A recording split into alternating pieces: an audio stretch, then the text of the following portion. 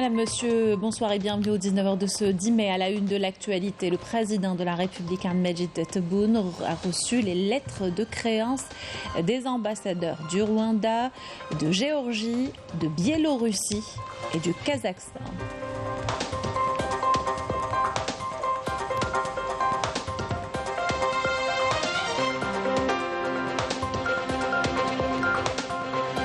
Le général d'armée Saïd Chengriha, chef d'état-major de l'ANP, a supervisé l'exécution d'un exercice démonstratif avec munitions réelles à Azn 2023 au secteur opérationnel sud Tindouf.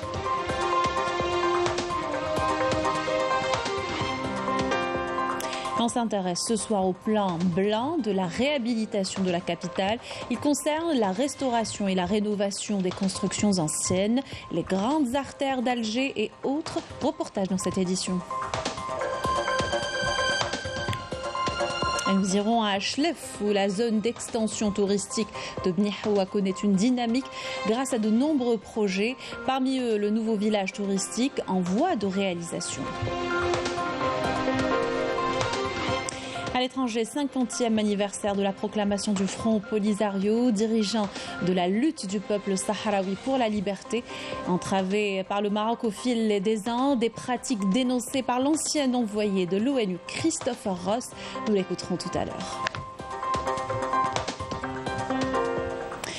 Bienvenue à tous, heureuse de vous retrouver. Je vous disais en titre, le président de la République, Ahmed Tebboune, a reçu ce mercredi les lettres de créance des ambassadeurs du Rwanda, de Géorgie.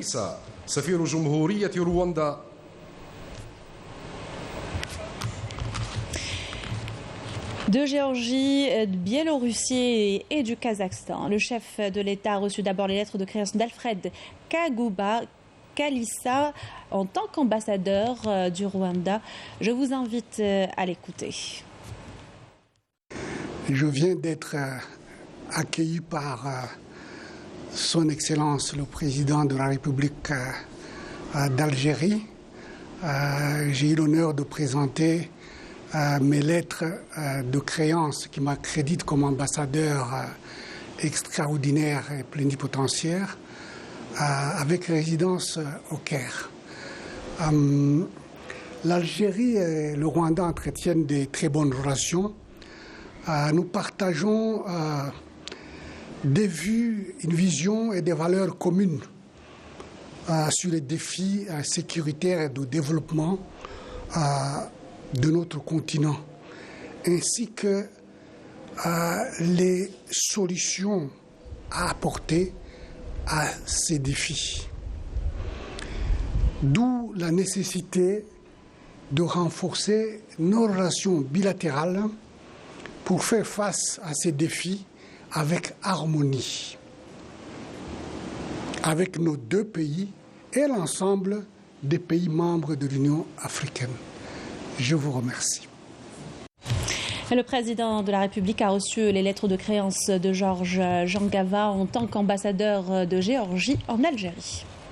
سعادة السفير جورج جنجافا سفير جمهورية جورجيا. La cérémonie a eu lieu en présence du ministre des Affaires étrangères et de la communauté nationale à l'étranger, Ahmed Attaf, et le directeur de cabinet de la présidence, Mohamed Nadir El Arbaoui. Je vous invite à écouter l'ambassadeur de Géorgie en Algérie. Je suis très honoré d'être ici en Algérie, car c'est la première fois qu'un ambassadeur de la République de Géorgie présente ses lettres de créance au président de la République algérienne. Cet événement revêt une grande importance pour deux raisons. C'est la première fois que l'ambassadeur de Géorgie réside dans ce beau pays. Quant à la deuxième raison, le mois de mai coïncide avec le 30e anniversaire de l'établissement des relations diplomatiques entre nos deux pays. Je vous remercie encore une fois. Le président de la République a reçu les lettres de créance de Sergueï Terentiev en tant qu'ambassadeur de Biélorussie en Algérie. سعادة السفير سيرجي تيرنتييف سفير جمهورية بيلاروسيا. La cérémonie a eu lieu en présence du ministre des Affaires étrangères et de la communauté nationale à l'étranger, Ahmed Attaf, et le directeur de cabinet de la présidence, Mohamed Nadir El Arbaoui.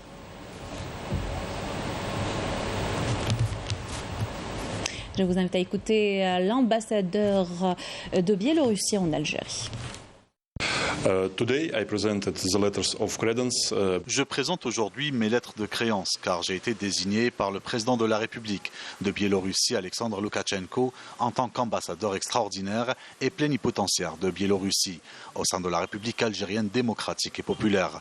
C'est une belle opportunité et un honneur. Je me suis entretenu à l'occasion avec le président de la République algérienne des voies et moyens d'approfondir les relations d'amitié qui nous unissent car nos deux pays partagent une histoire et des us et coutumes communs, ce qui nous offre une base solide afin de développer nos relations dans le domaine économique et dans plusieurs autres domaines. Je me suis engagé auprès du président à ne ménager aucun effort afin de contribuer à la promotion et au développement de ces relations et les hisser à un niveau supérieur en exploitant toutes les potentialités dont jouissent les deux pays.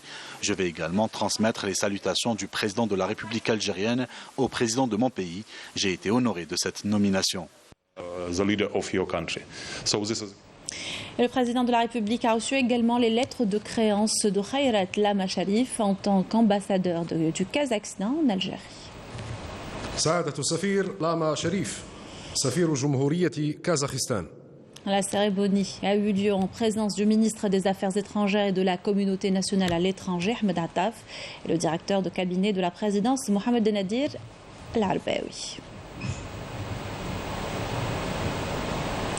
Je vous invite à écouter l'ambassadeur du Kazakhstan en Algérie. J'ai présenté mes lettres de créance en tant qu'ambassadeur du Kazakhstan en République algérienne démocratique et populaire. Mes entretiens avec le président de la République ont eu trait aux voies et moyens de renforcer la coopération bilatérale entre nos deux pays. Les 7 et 8 juin prochains se tiendra à Astana le forum des investissements et nous nous attendons à ce qu'un nombre conséquent d'hommes d'affaires algériens participent à cet important forum. Nous nous sommes accordés avec le ministère des Affaires étrangères algérien pour la signature de plusieurs accords de coopération, notamment en ce qui concerne la suppression des visas pour les détenteurs de passeports diplomatiques. Le président de la République nous a donné des orientations pour le développement de la coopération dans le secteur du tourisme. Les Kazakhstanais adorent découvrir d'autres pays, d'autant plus que nous avons un hiver très rude chez nous et l'Algérie serait une destination de choix en cette saison. لأن في كازاخستان شتاء باردة ولكن هم يبحثون أماكن جديدة. هذا أماكن جديدة إن شاء الله يكون الجزائر وشكرا. Dans le cadre de sa visite en 3e région militaire et après avoir supervisé hier mardi un exercice tactique avec munitions réelles, Al-Fasl 2023, le général d'armée Saïd Chingriha, chef d'état-major de l'armée nationale populaire, s'est rendu au secteur opérationnel sud, Tindouf, où il a supervisé ce mercredi l'exécution d'un exercice démonstratif avec munitions réelles à Rezn 2023, sanctionnant l'année de préparation au combat 2022-2023. Amélie Siridir.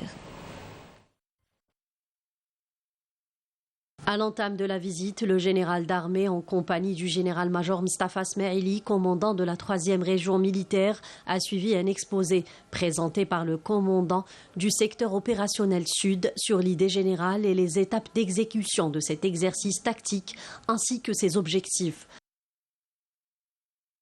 Avant de se rendre au champ de tir et de manœuvre du secteur opérationnel sud Tindouf, où il a suivi le déroulement de l'exercice exécuté dans des conditions proches du réel, suivant le plan tracé, et dont les principaux objectifs sont l'entraînement des états-majors à la préparation des actions de combat et la consolidation de leur expérience en termes de contrôle des unités à même de garantir la cohérence et l'interopérabilité entre les unités organiques et permettant aux équipages d'acquérir davantage d'habileté dans l'emploi des systèmes d'armes et d'évaluer leur disponibilité opérationnelle et leur capacité à mener à bien les missions assignées en toutes circonstances.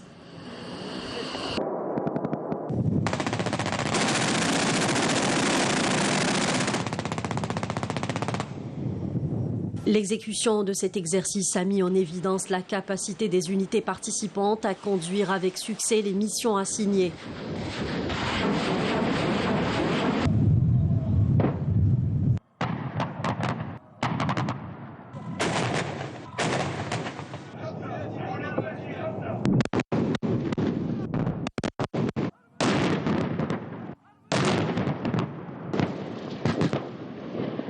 notamment à travers la bonne maîtrise par les équipages des armements et systèmes d'armes de haute technologie, tout comme il a mis en avant le développement et la disponibilité opérationnelle atteint par les différentes composantes du corps de bataille de l'armée nationale populaire.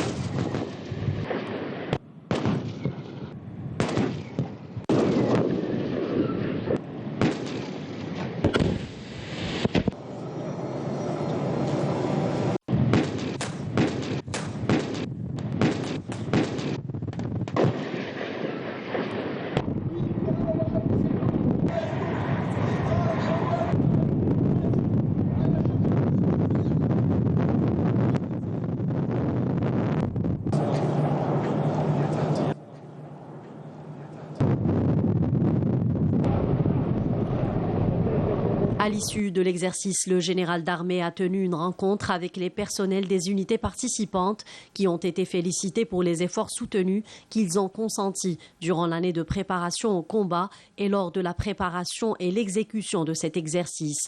Il leur a également fait part de l'attention particulière qu'il accorde à la supervision de ce genre d'exercice qui permettent une évaluation objective du degré d'exécution des différentes phases du programme de préparation au combat.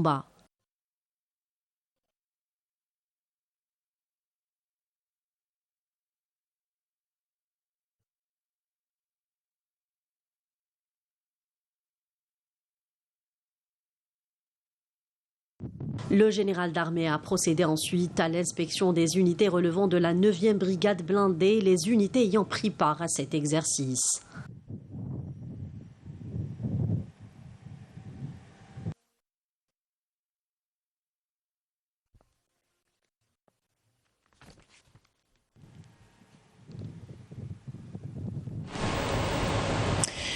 Journée parlementaire à l'occasion de la célébration de la journée nationale de la mémoire, intitulée Mémoire et unité nationale. Les intervenants ont évoqué notamment la symbolique historique de ces commémorations.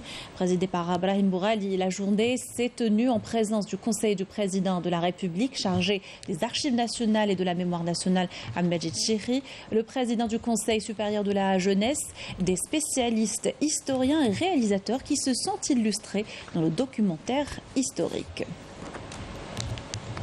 Le Premier ministre Ayman Ben Abdelrahman a présidé une réunion du gouvernement lors de laquelle plusieurs points ont été examinés. Le gouvernement a examiné la dernière mouture de l'avant-projet de loi relative à la protection et la préservation des terres de l'État, présenté par le ministre de la Justice, garde des Sceaux. Le ministre des Finances a présenté en deuxième lecture un avant-projet de loi fixant les règles générales relatives aux marchés publics qui vise à assurer un meilleur encadrement à ces marchés, à garantir leur efficacité, à promouvoir l'édification d'une économie productive et compétitive. Le gouvernement a examiné également en dernière lecture un avant-projet de loi relative aux forêts et aux richesses forestières présenté par le ministre de l'Agriculture et du Développement rural. Le ministre des Transports a quant à lui présenté un projet de décret exécutif fixant les conditions et les modalités d'exploitation des services aériens dans le cadre de la mise en œuvre des instructions du président de la République relatives au traitement définitif des dossiers déposés pour l'ouverture de compagnies privées de transport aérien répondant aux standards internationaux. Le gouvernement a entendu une communication du ministre de l'Intérieur, des collectivités locales et de l'aménagement du territoire portant sur le programme d'éclairage public économique et le projet d'équipement des véhicules appartenant aux administrations du système d'alimentation au gaz naturel liquéfié. Enfin, le ministre de l'Énergie et des Mines a présenté une communication portant sur l'état d'avancement du projet d'exploration du gisement de zinc et de plomb à Oued Amizour dans la wilaya de Béjaïa.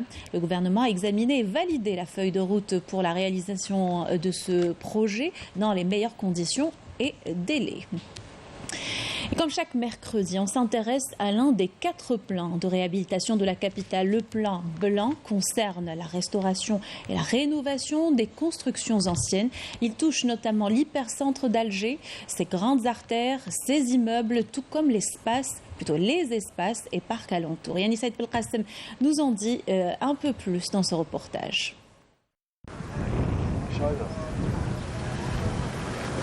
On est très content qu'on prenne soin des monuments pour qu'on puisse connaître notre histoire. Moi, je suis impressionnée. Impressionnée, cela n'est rien de le dire. Alger fait sa mue et elle n'en est qu'à sa première phase d'embellissement. Ici, à la citadelle de la Casbah d'Alger, bien que le nouveau visage n'a pas encore été dévoilé, d'importants édifices ont été restaurés. C'est le cas ici au complexe du mausolée de Sidi Abdelrahman qui a été achevé le 23 février dernier. D'autres travaux sont en cours. Le circuit touristique de ce site millénaire fait également son lifting.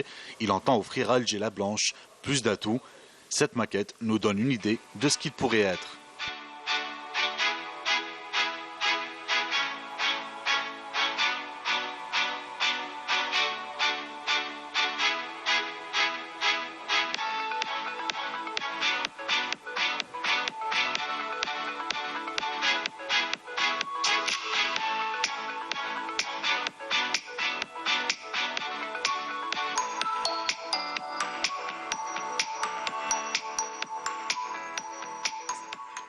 Le palais de Deuil, on est à 65%.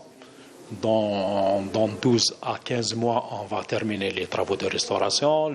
Idem pour le palais des Bey. On est à 70%. Tout ce qui est comportement sont achevés. Maintenant, on est passé à la phase la plus délicate. C'est la phase de restauration des éléments architectoniques au niveau de ces bâtiments. L'enveloppe globale sur le budget d'État qui avoisine les 24 milliards de dinars, c'était une opération inscrite sur le budget d'État en 2013, transférée à la wilaya en fin 2016. À travers le plan blanc, la wilaya d'Alger ambitionne de créer un paysage urbain homogène de son vieux bâti et artères emblématiques des 7 communes concernées. Un nouveau programme a été initié par la wilaya d'Alger qui va toucher 838 immeubles qui représentent 11 000 logements et qui est réparti sur 7 communes. Initialement, les actions de réhabilitation vont toucher sur beaucoup plus la partie structurelle, ainsi que le traitement des parties communes, à savoir les façades, les cages d'escalier, ainsi que les terrasses, pour objectif de donner plus de vie à ces immeubles et de préserver le tissu urbain de la ville d'Alger. Depuis 2 ans, de nombreux bâtiments ont retrouvé leur jeunesse, tout en préservant leur cachet, en attendant d'autres projets. Cette opération a débuté par les grands boulevards, pour aller progressivement vers les axes secondaires et tertiaires. Il y a une opération à destination des cités et des grands ensembles, donc qui est toujours en cours. Il y a donc un nouveau programme qui est arrêté pour 2023. L'opération depuis son démarrage en 2014, la réhabilitation de 7400 logements pour un parc immobilier de près de 28 000 logements. Donc au niveau de l'hypercentre, il a été procédé donc à la réhabilitation de 1400 immeubles, totalisant 18 400 logements. Une opération de grande envergure qui a pour objectif de mettre en valeur le patrimoine culturel et architectural de la capitale et la hisser au rang des grandes villes méditerranéennes. Et le plan blanc de la capitale sera détaillé en direct ce soir à partir de 21h dans votre émission Question d'actu présentée par Feriel Assari. Et à propos de réaménagement du territoire, la zone d'extension touristique à Bni Hawa Chlef connaît une dynamique grâce à de nombreux projets. Parmi eux, le nouveau village touristique en voie de réalisation. Il a pu obtenir les autorisations nécessaires après la levée d'entraves administratives. Kalima Lachmot, Mariam Damis. Avec ses plages paradisiaques et ses circuits touristiques, la wilaya de Chlef attire de nombreux vacanciers ainsi que les investisseurs dans le domaine du tourisme. Cette région promet de devenir une destination touristique de choix. Au début, nous avons régularisé nos papiers. Ensuite, nous avons réalisé les plans pour pouvoir lancer ce projet. La cadence des travaux de ce nouveau village touristique, si à Bni Hawa, s'accélère pour le livrer dans les temps impartis. Il apportera une réelle valeur ajoutée à l'économie locale. Nous avons environ 50 employés. Le taux d'avancement des travaux a atteint 90%. Le projet sera livré le mois de juillet. Ce village est composé d'un parc d'attractions, un parc aquatique, 48 chalets, un restaurant, une cafétéria, une piscine et un hôtel de 68 chambres. Après la décision du président de la République, toutes les entraves bureaucratiques ont été levées, notamment pour ce qui est du permis de construire et le financement bancaire. Il faut savoir que ce projet générera plus de 80 emplois directs, sans compter les emplois indirects. Plusieurs projets ont bénéficié de la levée d'entraves administratives, ce qui a permis aux investisseurs de lancer leurs projets. La wilaya de Chlef connaît une dynamique importante dans l'investissement, notamment sur le littoral, car au total, il y a 13 projets touristiques en cours de réalisation, dont le taux d'avancement est entre 60 et 70%. Nous avons un deuxième projet qui sera lancé cet été. Ces facilitations ont été rendues possibles grâce aux décisions du président de la République.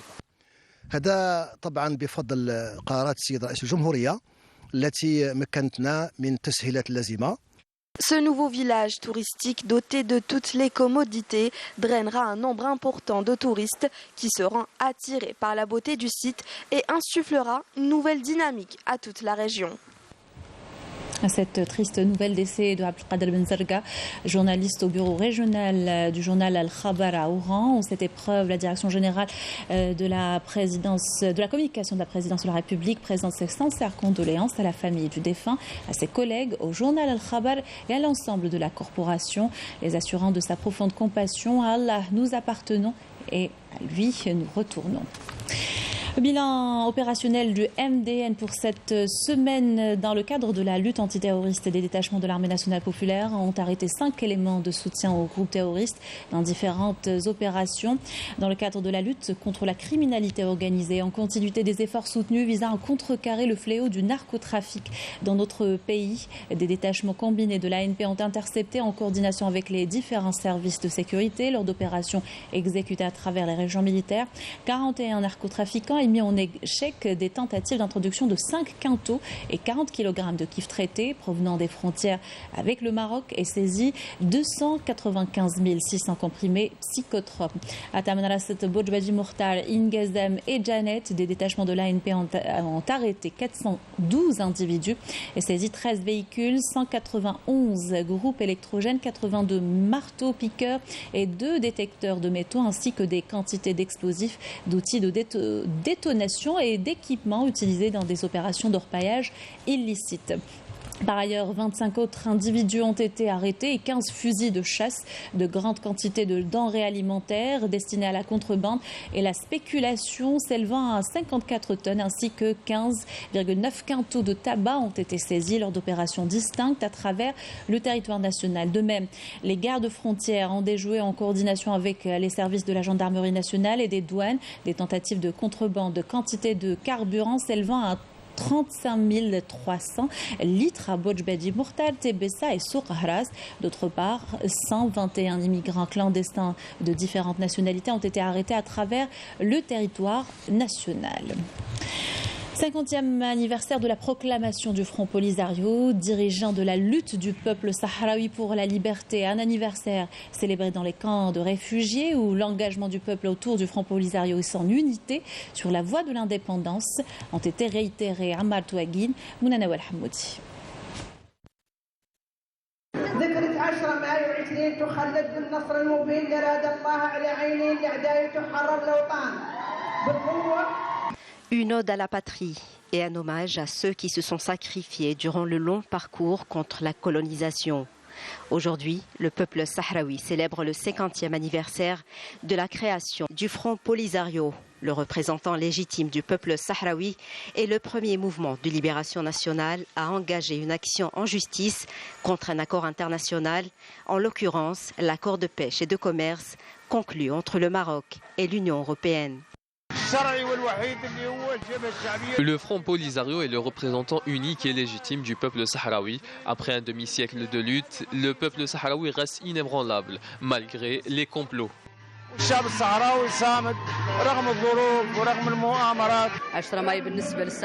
Pour nous, ce n'est pas un événement ordinaire. Il représente l'unification du peuple sahraoui sous l'égide du Front de libération de Sarya al-Hamra et Wad al-Dahab. Aujourd'hui, nous achevons 50 ans de résistance et de détermination sur la voie de la création de l'État sahraoui.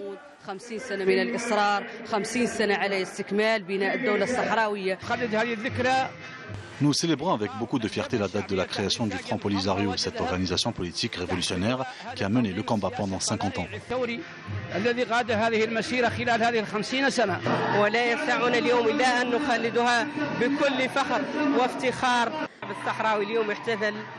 C'est un grand jour pour nous et cette date est gravée dans l'esprit de tous les Sahraouis. C'est la source de notre fierté. Nous poursuivrons le combat aux côtés du Front Polisario et des combattants de l'armée de libération sahraoui. 50 ans durant lesquels le Front Polisario n'a cessé de plaider le droit du peuple sahraoui à exercer son droit inaliénable à l'autodétermination et à l'indépendance. Et ce 50e anniversaire du Polisario est célébré cette année sur fond d'une reconnaissance croissante du droit légitime du peuple sahraoui à la liberté et à l'indépendance, une tâche rendue très difficile par les manœuvres et les pratiques de l'occupant marocain. En violation totale du droit international, le Marzan a même entravé le travail des différents émissaires de l'ONU au fil du temps, comme l'a dénoncé Christopher Ross, ancien envoyé de l'ONU pour le Sahara occidental. Amel Bouakba. C'était il y a 50 ans. Le 10 mai 1973, naissait le Front Polisario, Front populaire de libération de Sarya al-Hamra et Wad al-Dahab, un mouvement de libération nationale qui mène depuis un demi-siècle un combat inlassable face à l'occupant marocain. Considéré comme seul représentant légitime du peuple sahraoui, reconnu par les Nations Unies, le Front Polisario célèbre cette date anniversaire sur fond de lutte acharnée pour arracher l'indépendance du Sahara occidental et recouvrer la souveraineté nationale sur tous les territoires occupés. Cette date intervient aussi sur fond d'une reconnaissance croissante du droit légitime du peuple sahraoui à la liberté et à l'indépendance. Très au fait du dossier, Christopher Ross, ancien émissaire des Nations Unies au Sahara occidental, revient sur un conflit qui ne semble pas connaître son épilogue. Surtout après 1991 et le plan de règlement qui a été proposé par les Nations Unies et l'Union africaine, l'idée était de faire un ceasefire, un cessez-le-feu, pour permettre aux Nations Unies d'organiser un référendum. C'était ça. Bon, à partir de l'arrivée du nouveau roi du Maroc, l'idée du référendum a disparu dans la tête des Marocains. Mais le Conseil de sécurité n'a pas réagi. Et depuis le début de ce conflit jusqu'à aujourd'hui, un des grands problèmes de la recherche d'une solution est l'inactivité concrète, réelle du Conseil de sécurité. ils se limitent à dire, et ils l'ont dit maintenant à 1, 2, 3, 4 envoyés personnels, on soutient vos efforts.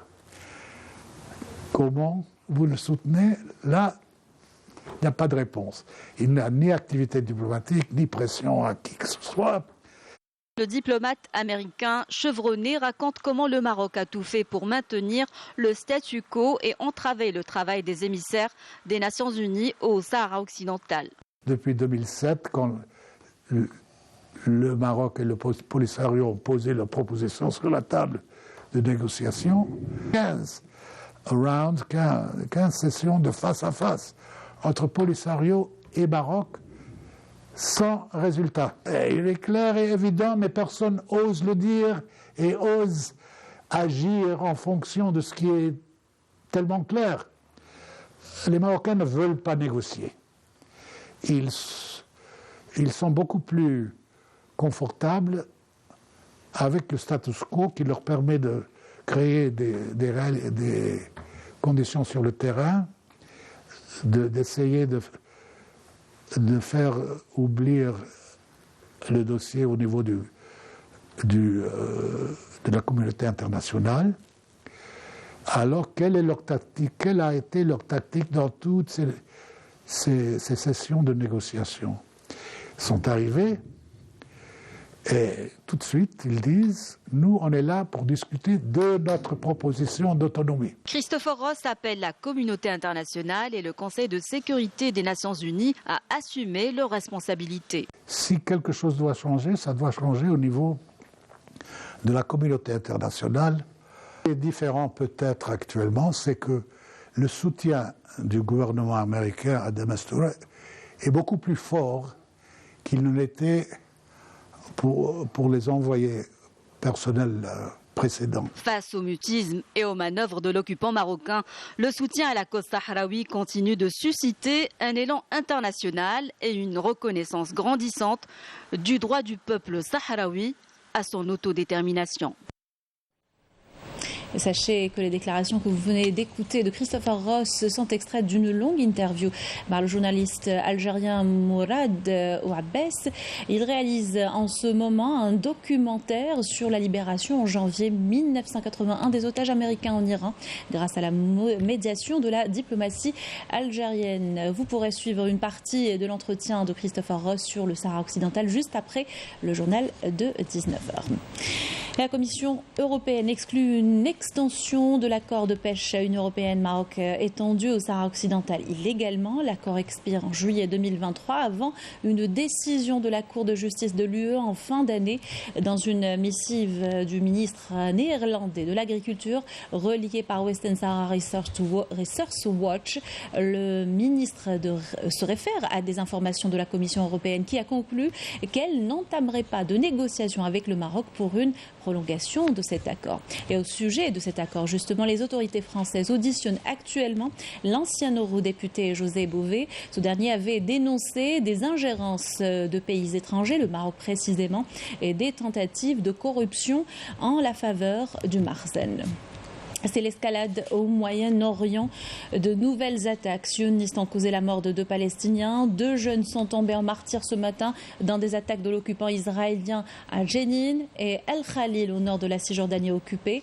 De nouvelles frappes également ciblées Raza après celles causant la mort de 15 Palestiniens la veille, relevant le bilan à 20 morts. Et face à la situation humanitaire catastrophique au Soudan, le Programme alimentaire mondial prévoit d'aider 380 000 personnes vulnérables. Le PAM ajoute qu'après la levée de la suspension de ses activités au Soudan la semaine dernière, l'organisation a pu venir en aide à plus de 35 000 personnes dans 3 villes, Gedaref, White Nile et Kassala, en leur fournissant une aide alimentaire urgente suffisante pour 2 mois environ. Consécration pour la production de la télévision publique. Dama a été élu meilleur feuilleton au Maghreb arabe selon un vote du public de Iti Bel Arabi. L'œuvre du réalisateur Yahya Mouzahem a été diffusée durant Ramadan 2023.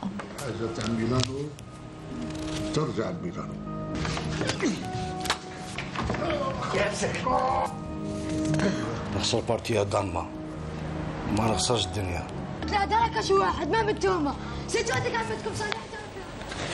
Et un mot de sport pour finir. Et Cannes des U17 de football, début des quarts de finale avec la victoire du Sénégal face à l'Afrique du Sud par 5-0. C'était au stade Nelson Mandela de Balakhri.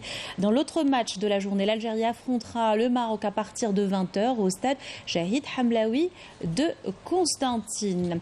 Voilà qui termine notre journal. Avant de terminer, je vous rappelle que vous pourrez suivre une partie de l'entretien de Christopher Ross sur le Sahara occidental juste après la météo. Merci d'avoir suivi cette édition et bonne soirée sur Canal Algérie.